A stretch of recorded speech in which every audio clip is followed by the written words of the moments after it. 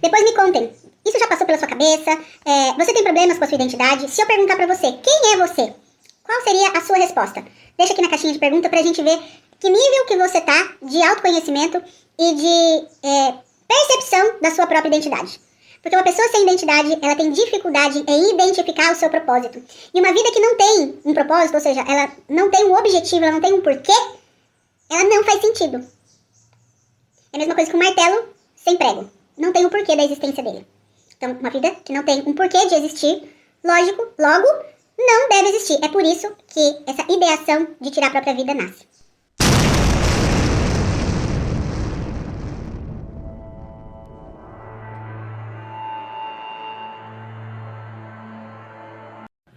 Eu sou a imagem e semelhança do Criador. Para algumas pessoas isso diz tudo, para outras não diz nada ou diz muito pouco. Se você é a turma do diz pouco ou não diz nada, eu vou te dar uma explicação.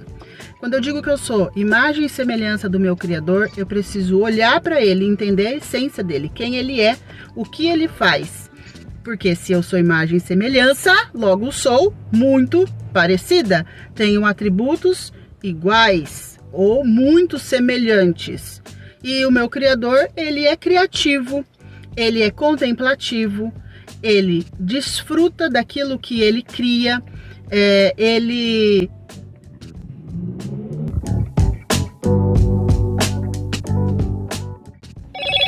E como boa cristã que sou, eu, olhando para Gênesis, no primeiro capítulo ali, onde Deus cria todas as coisas, se eu pegar dia por dia, ou seja, os 6 dias, inclusive o 7º, né, que é quando ele descansa, eu encontro muito dos atributos de Deus ali, na sua criação, no seu governo, na separação das coisas, no melhoramento.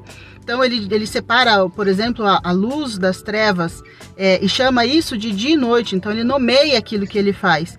E inclusive ele diz assim, ó, eu vou fazer um astro para governar o dia e um para governar a noite. E tudo que ele faz, ele diz que é muito bom. Ele olha, contempla e diz que é muito bom.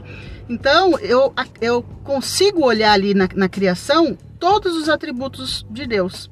E é claro que isso, quem colaborou com essa visão, deixar registrado aqui que uma das pessoas que me abriu os olhos para essa forma de olhar para o Gênesis foi uma prima minha, que ela uma vez ministrou para mim sobre a rotina de Deus, de acordo com o Gênesis, porque eu sempre digo, gente, a nossa essência, tudo está no Gênesis, tá? E eu, como terapeuta, olhando para a escala relacional, existe sim uma escala relacional para ser curada. O primeiro é divino, o segundo é o eu, o terceiro é casal e família, o quarto é a sexualidade e o quinto é dinheiro. E aí talvez você me pergunte, Violeta, então quando você inicia a terapia, você começa pelo divino, né, pelo seu relacionamento com Deus? Não, eu não consigo fazer isso. Por quê? Porque as pessoas estão tão desconectadas da identidade delas que elas não conseguiriam entender o que eu estou dizendo. Seria o mesmo que eu pegar uma pessoa que sofreu um acidente e perdeu a memória e só que ele tá com a perna quebrada, tá com um galo na cabeça, tá com um corte profundo no braço, e eu falar para ele, olha, você perdeu a memória, eu vou encaminhar você pro psiquiatra, você toma um remédio, faz uma terapia, alguma coisa, quando sua memória voltar, a gente opera. A gente resolve, a gente costura o ferimento que está no teu braço. Então não é assim. Por isso que na terapia a gente nunca começa pelo divino, começa pela parte que mais dói. E às vezes é relacionamento de casal, geralmente o relacionamento com o próprio eu. Então agora você prepara o print e guarda esse story para você lembrar qual é a escala relacional, tá?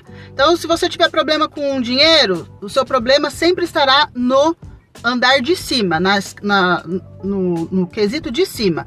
Tem um problema com dinheiro? Não, seu problema está na sexualidade. Violeta, tem problema no eu? Não, seu problema está no divino. É por isso que as pessoas estão muito perdidas. Eu não sei qual é a minha identidade.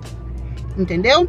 Violeta, eu tô com problema de casal. Não, seu problema tá no eu. Então, ó, printa esse story ou você guarda esse story, grava ele em algum lugar aí, pra você ter a escala relacional aqui, ó. Pra você ter isso tudo curado. O dia que você tiver todos esses itens curados em você, você será uma pessoa plena e analisada. qual é o final de uma pessoa plena e analisada? Ela entende, ela encontra com o propósito dela. E o propósito basilar, por quê? Todo mundo tem um propósito pessoal, mas nós como seres humanos, como pessoas, nós temos um padrão de propósito. Todos os nossos propósitos, eles sempre vão girar em torno do servir, tá? Se você está procurando um propósito onde você não vai servir a ninguém, você não vai servir no sentido de entregar nada a ninguém, você também vai ter dificuldades. E uma pessoa desconectada da sua identidade, ela não consegue olhar para o próximo com o intuito de servir.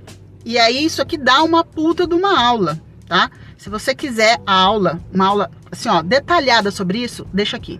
Depois de tudo isso que eu falei, você acha que essa resposta diz respeito à identidade dessa pessoa?